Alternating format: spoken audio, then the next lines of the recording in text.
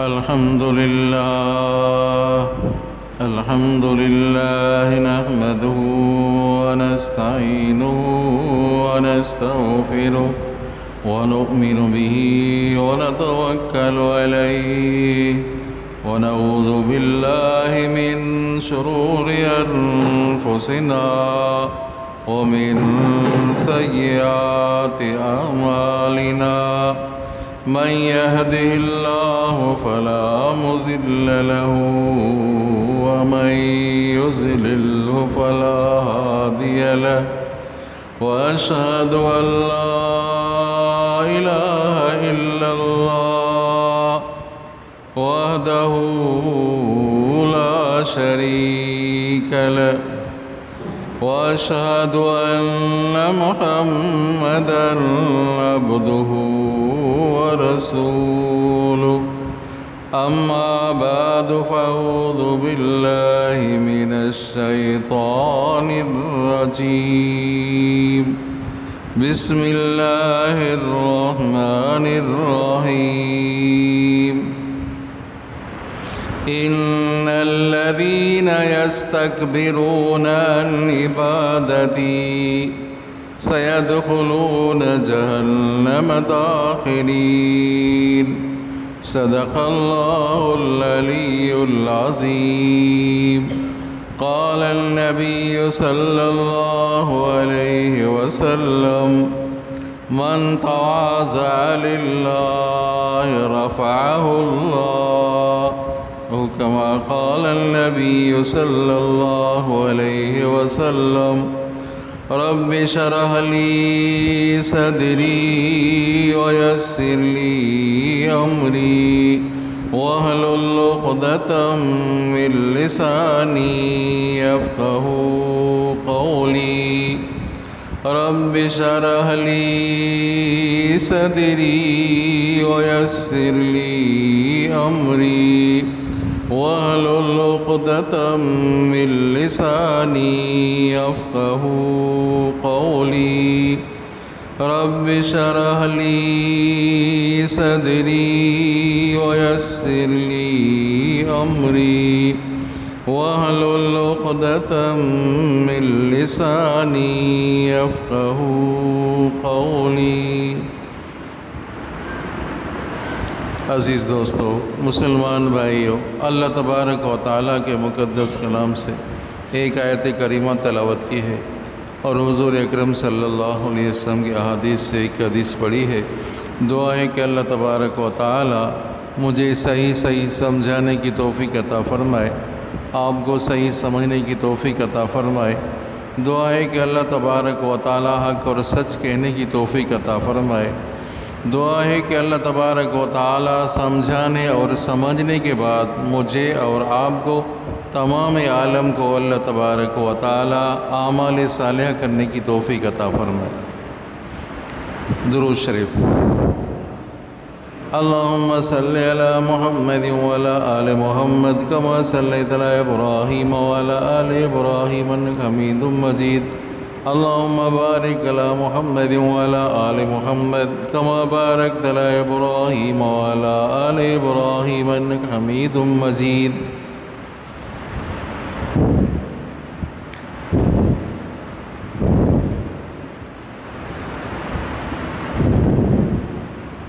اس امت کو فضیلت ملی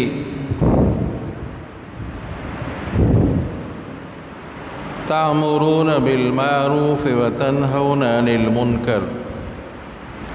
اس امت کی فضیلت اس وجہ سے ہے کہ نیکی کا حکم کرتے ہو اور برائیوں سے روکتے ہو۔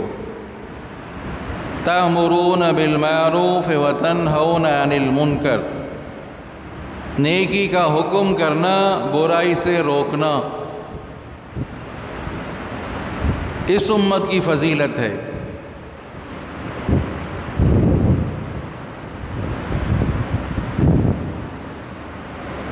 اس امت کا نام ہے حمادون، حمد کرنے والے۔ اس امت کو جو جھنڈا ملے گا، جو پرچم ملے گا، وہ ہوگا لواء الحمد۔ اس کا نام ہے لواء الحمد۔ آپ صلی اللہ علیہ وسلم کو جو مقام ملے گا وہ مقام محمود۔ آپ صلی اللہ علیہ وسلم کا جو اسم مبارک ہے محمد۔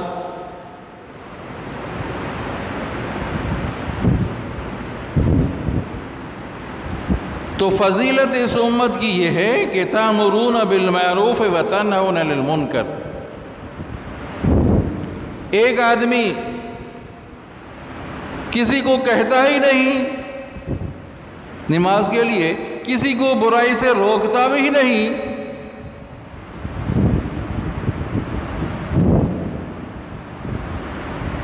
تو پتہ نہیں کیا حال ہوگا ایسے شخص کا،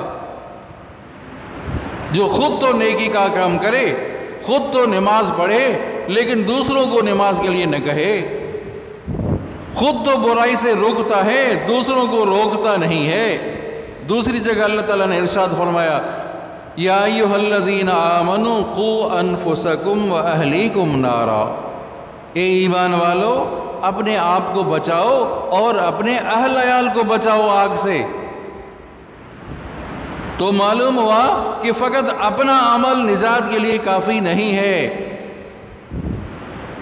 آپ پہلی صف میں نماز پڑھتے ہیں، آذان ہوئی نماز پر پہنچ گئے، دیر تک مسجد میں بیٹھے رہے، لیکن گھر والوں کی فکر نہیں آپ کو، اولاد کی آپ کو فکر نہیں، تو آپ سے پکڑ ہوگی آپ کو پکڑ ہوگی کہ بھئی گھر والوں کو کیوں نہیں کہا نماز کے لیے۔ اور وہ ساتھی جو خود تو نیک کام کر رہا ہے، دوسروں کو بھی نیکی کی دعوت دے رہا ہے، کہہ دو نا سبحان اللہ، دوسروں کو بھی کہہ رہا ہے، اپنے یار دوستوں کو بھی کہتا ہے کہ چلو بھائی نماز کے لیے، نماز کا وقت ہے، نماز کے لیے چلو۔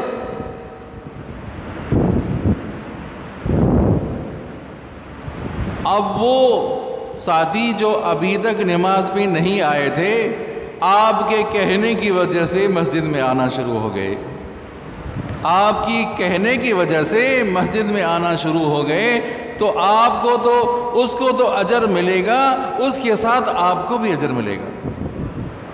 کیوں؟ اس وجہ سے کہ آپ نے اس کو مسجد میں لے آئے، نمازی آپ نے ان کو بنایا، تو آپ کو گھر بیٹھے پینشن ملے گی۔ چلو سبحان اللہ، گھر بیٹھے آپ کو پینشن ملے گی، آپ کو اجر ملتا رہے گا۔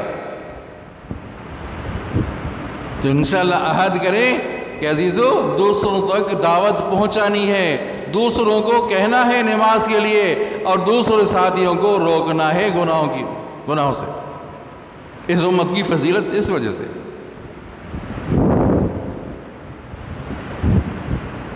جو آیت پڑھی، فرمایا اللہ تبارک و تعالیٰ نے ان الذین یستکبرون عن عبادتی، وہ لوگ جو میری عبادت سے تکبر کرتے ہیں، یستکبرون عن عبادتی، میری عبادت سے تکبر کرتے ہیں، ان کا ٹھکانہ کہاں ہوگا، ان کی جگہ کہاں ہے؟ سیدخلون جہنم داخرین، ہم عن قریب ان کو جہنم میں داخل کریں گے۔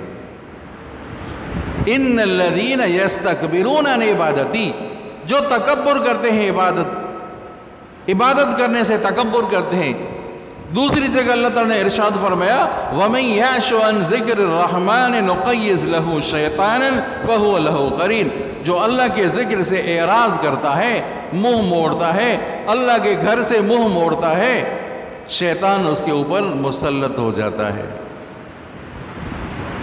اس آیت میں ایک ہے تکبر کا لفظ، اور جو میں نے حدیث پڑھی اس میں تواضع کا لفظ ہے، من تواضع للہ رفعہ اللہ، جو آدمی عاجزی کرتا ہے اللہ تعالیٰ اسے بلند کر دیتے ہیں۔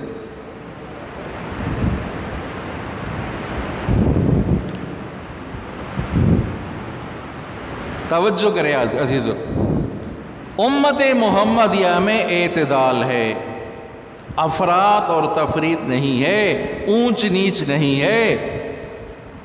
بعض امتیں ایسی گزری جس میں تمام سختی تھی، بعض ایسی گزری جس میں تنگی تھی۔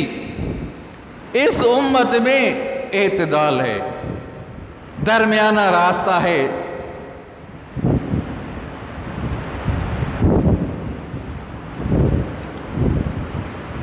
اب مثال ہے، ایک ہے صبر، اچھی عادت ہے نا، بہترین عادت ہے نا۔ یا ایھا الذین آمنوا اصبروا وصابروا ورابطوا واتقوا اللہ لعلکم تفلحون۔ اے ایمان والو، صبر کرو، استقامت کرو، ثابت قدم رہو۔ یا ایھا الذین آمنوا اصبروا وصابروا ورابطوا، سرحدوں کی حفاظت کرو، واتقوا اللہ، ڈرتے بھی رہو، لعلکم تفلحون، اور امید ہے کہ تم فلاح پاؤ گے، کامیاب ہو جاؤ گے۔ تو صبر کا لفظ ہے، ایک طرف یہ ہے، ایک طرف یہ کوئی بے صبری کرے، جزا فضا کرے، دھاڑ گھوڑا کرے، کسی کے گھر میں فوتی ہو گئی، پھر وہ اتنی آواز سے دھاڑے مار مار کر رو رہا ہے، نوحہ کر رہا ہے، اتنے اپنے آپ کو، اپنے سر پر مٹی بھی ڈالتا ہے، ننگے پاؤں گھومتا بھی ہے۔ بھائی کیوں؟ کہ بھائی غم ہے، گھر میں فوتی ہو گئی ہے، گھر میں فوتی ہو گئی ہے۔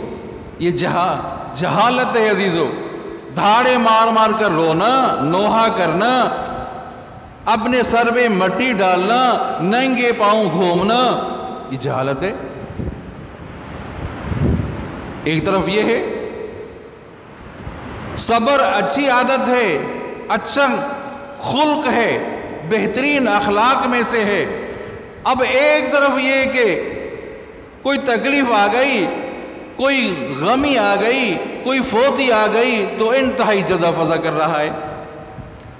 دوسرا بندہ ایسا ہے کہ فوتی ہو گئی تو آنکھوں سے آنسو بھی نہیں ٹپکتے۔ دوسرے بندے ایسے بھی ہیں، بھائی فوتی ہو گئی، آنکھوں سے آنسو نہیں ٹپکتے، جتنے بھی فوتی ہو جائے، جتنے بھی گھر والے چلے جائیں، اب جس طرح وہ کام کرتا تھا اس طرح وہ کام کر رہا ہے۔ بات سمجھ میں آ رہی ہے؟ بات سمجھ آ رہی ہے؟ کیا کہا میں نے؟ بتاؤ۔ ایک طرف توجہ کریں بھائی، ایک طرف جزا فضا ہے، بے صبری کر رہا ہے، کوئی نوحہ کر رہا ہے، ایک طرف وہ بندہ ہے جس کی فوتی ہو گئی، ان کے آنکھ سے آنسو ہی نہیں ٹپکتے، اتنے پتھر دل ہے وہ، پتھر دل ہے وہ آدمی، ایسا پتھر دل ہے، گھر میں فوتی ہو گئی، آنسو نہیں ٹپکتے، کوئی پریشانی نہیں، کوئی غمی نہیں، جس طرح پہلے کام کرتا تھا اس طرح کام ہو۔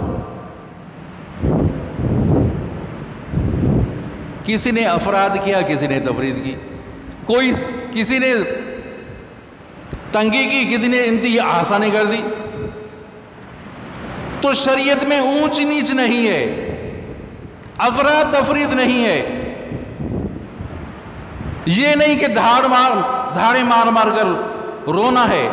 آپ صلی اللہ علیہ وسلم، سب کہہ دو صلی اللہ علیہ وسلم، حضرت ابراہیم آپ کا بیٹا تھا، وفات پا گیا، آپ صلی اللہ علیہ وسلم آنسو ٹپر گئے، رو رہے ہیں، توجہ کریں، رو رہے ہیں۔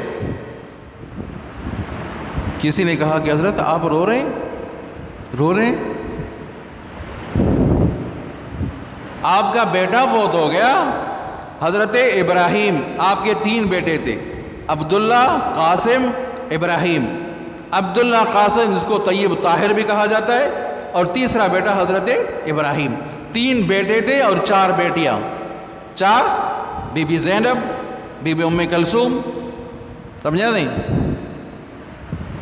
Be be Umm Kulsoom, Bibi Fatima Zahra, سمجھے نہیں؟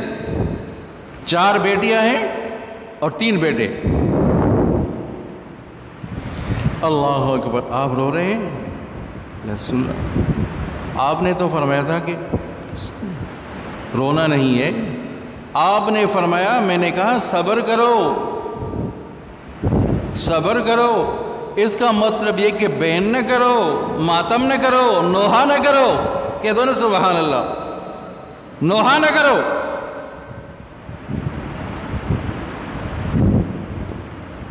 فوت ہی ہو گئی، کسی کی آنکھ سے آنسو ہی نہیں ٹپک رہا، تو حدود میں رہو، اعتدال میں رہو، آنسو تو ٹپکے، فوت ہی ہو گئی، آنسو تو ٹپک رہے ہیں، دھاڑے مار مار کر نہیں روتا وہ بندہ، تو یہ اعتدال پر عمل کر رہا ہے، یہ بندہ اعتدال پر عمل کر رہا ہے۔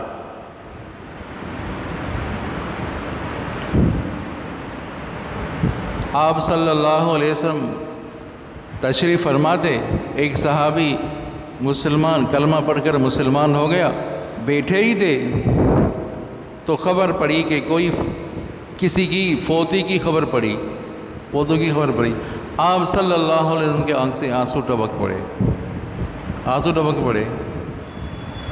تو وہ صحابی جو مسلمان ہو چکا تھا، مسلمان ہو چکا تھا، وہ کہنے لگا آپ رو رہے ہیں، میں نے 11 بیٹیوں کو زندہ دفن کیا تھا، 11 بیٹیوں کو زندہ دفن کیا، چیختی رہی، چلاتی رہی، روتی رہی، میرے آنکھوں سے آنسو نہیں ٹپکے، میرے آنکھوں سے آنسو نہیں ٹپکے۔ تو آپ صلی اللہ علیہ وسلم نے دیکھا، آپ صلی اللہ علیہ وسلم نے چہرہ مبارک پھیر لیا۔ ارے توجہ ہے آپ کی بھائی، توجہ کر رہے ہیں آپ، بات سمجھ آ رہی ہے؟ وہ صحابی جو ابھی مسلمان ہو چکا تھا، آپ صلی اللہ علیہ وسلم کی مجلس میں بیٹھا ہے، آپ کی مجلس میں بیٹھا ہے، کسی کی فوتی کی خبر آئی، آپ کی آنکھوں سے آنسو ٹپک پڑے، تو وہ کہنے لگا، وہ جو ابھی مسلمان ہوا تھا، یا رسول اللہ صلی اللہ علیہ وسلم، میں نے جاہلیت میں 11 بیٹیوں کو زندہ گور کیا تھا، کبھی میری آنکھوں سے آنسو نہیں ٹپکے تھے، نہیں رویا تھا۔ آپ نے چہرہ مبارک پہ اپنے چہرہ مبارک دوسری طرف کر لیا۔ تمہارے دل میں، تمہارے دل ہے یا پتھر ہے؟ تو بعض لوگ ایسے ہوتے ہیں عزیزو، سخت دل ہوتے ہیں۔ آپ دوسری حدیث مبارکہ، آپ صلی اللہ علیہ وسلم ایک دفعہ حضرت حسن کو بوسہ دیا، حضرت حسن کو بوسہ دیا، تو اقرا بن حابس بیٹھا تھا، آپ بیٹوں کو بوسہ دیتے ہیں؟ 10 بیٹے ہیں، میری 10 اولادیں ہیں، کبھی میں نے بوسہ نہیں دیا۔ تو آپ صلی اللہ علیہ وسلم نے دیکھا، علماء فرماتے ہیں یا تو غصے سے دیکھا یا عبرت سے دیکھا کہ 10 بچے ہیں، کبھی پیار نہیں کیا، کبھی بوسہ نہیں دیا۔ تو کہنے کا مطلب کیا ہے عزیزو؟ اتنی زیادتی بھی آدمی نہ کرے کہ فوتی ہو دھاڑے مار مار کر رونا شروع کر دے، اور ایسا بھی نہ کرے کہ بالکل رونا ہی نہیں آئے، غم ہی نہ آئے، بلکہ رونا ہے، سمجھا نہیں، غمگین ہونا ہے، سمجھا؟ اس طریقے سے کہ آدمی کی آواز نہ نکلے۔ آپ صلی اللہ علیہ وسلم جس طرح رو رہے تھے حضرت قاسم کی وفات پر، ایسے رونا کہ آواز نہ نکلے، یہ اللہ تعالیٰ کی طرف سے رحمت ہے، اللہ کی طرف سے رحمت ہے۔ یہ درود شریف بلند آواز۔ اللہم صلی علی محمد وعلی آل محمد کما صلیت علی ابراہیم وعلی آل ابراہیم انک حمید مجید۔ اللہم بارک علی محمد وعلی آل محمد کما بارکت علی ابراہیم وعلی آل ابراہیم انک حمید مجید۔ کہنے کا مطلب کیا ہے کہ آدمی اعتدال میں رہے، درمیانے راستے سے چلے، اونچ نیچ نہ ہو، افراد تفرید نہ ہو، جس طرح تکبر ہے۔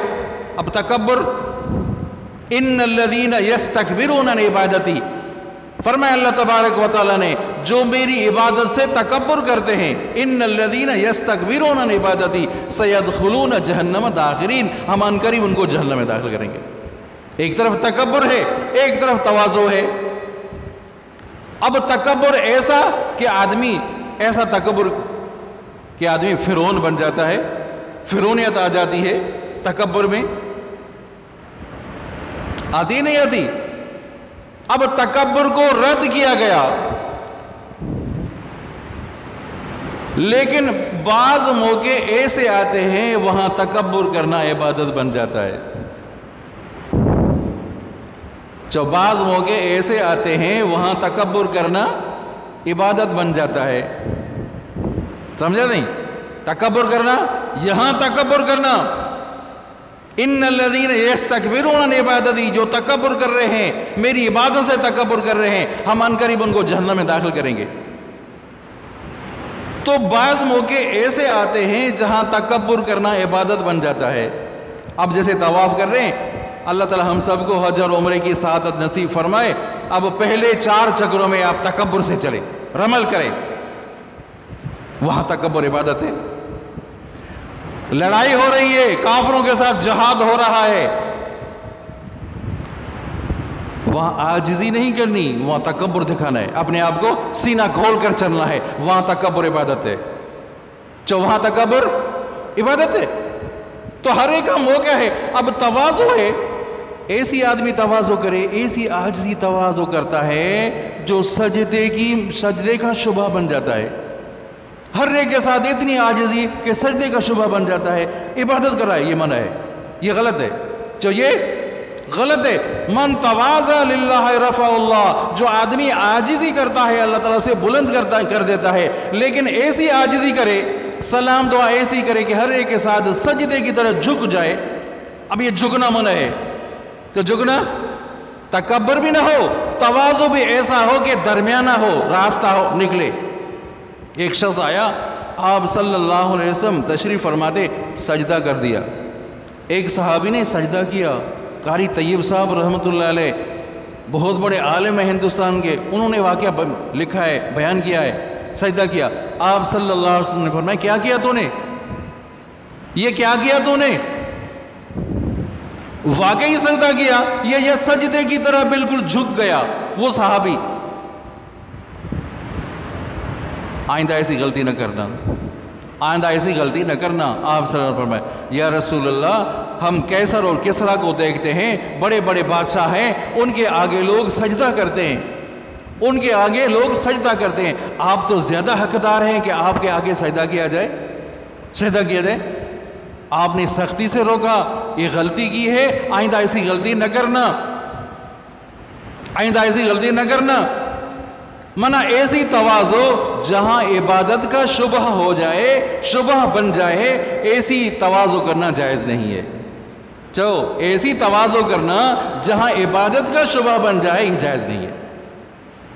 تو اس امت محمدیہ کو اللہ تعالیٰ نے اعتدال والا راستہ دیا ہے کہ اعتدال میں رہو، افراد تفرید رہو، درمیانے راستے سے چلو۔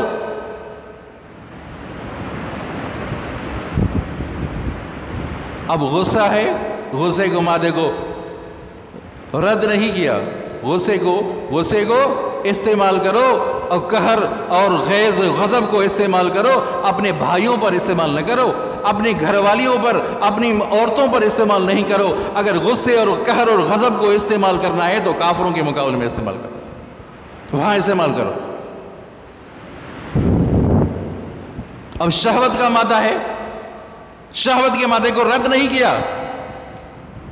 اگر شہوت کے مادے کو رد کیا جاتا تو نسل کیسے پیدا ہو جائے؟ نسل تو پیدا کرنی ہے نا، ہونی ہے۔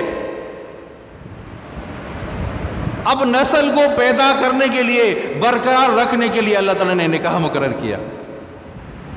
یہ شہوت نکاح میں استعمال کرو، وہاں زنا میں استعمال نہ کرو۔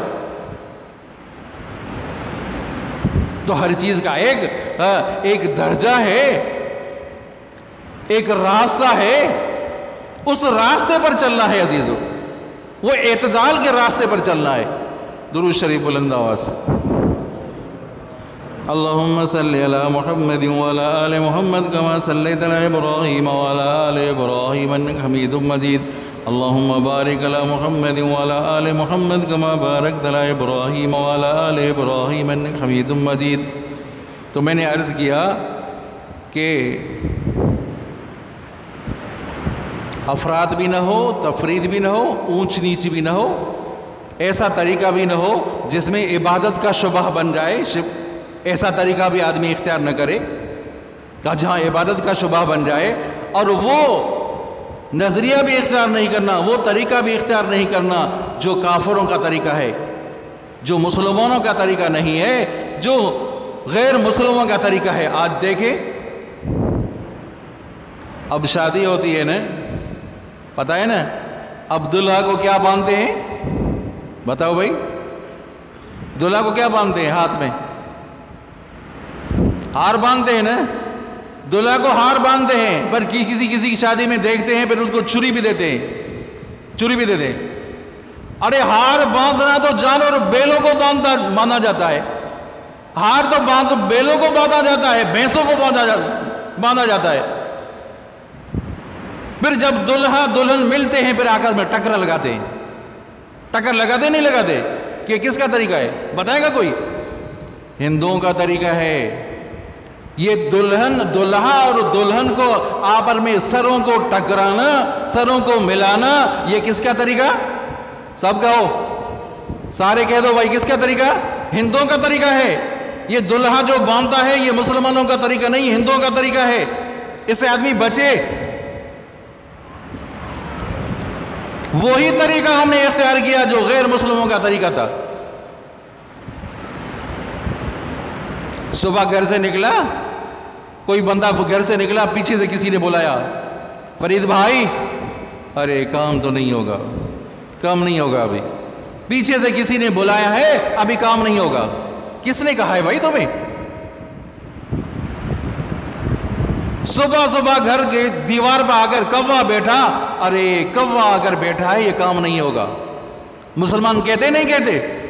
پتہ ہے آپ کو مسلمان کہتے ہیں یہ غلط کہتے ہیں، شرکیہ باتیں ہیں عزیزو. کوا بیٹھا کام نہیں ہوگا، پیچھے سے کسی نے بلایا اب یہ کام نہیں ہوگا. مسلمانوں کا طریقہ نہیں ہے عزیزو. یہ ہندوؤں کی رسمیں ہیں، غیر مسلموں کی رسمیں ہیں. ان رسموں کو نکالیں. ہاں یہ نیک فال لینا شریعت میں جائز ہے.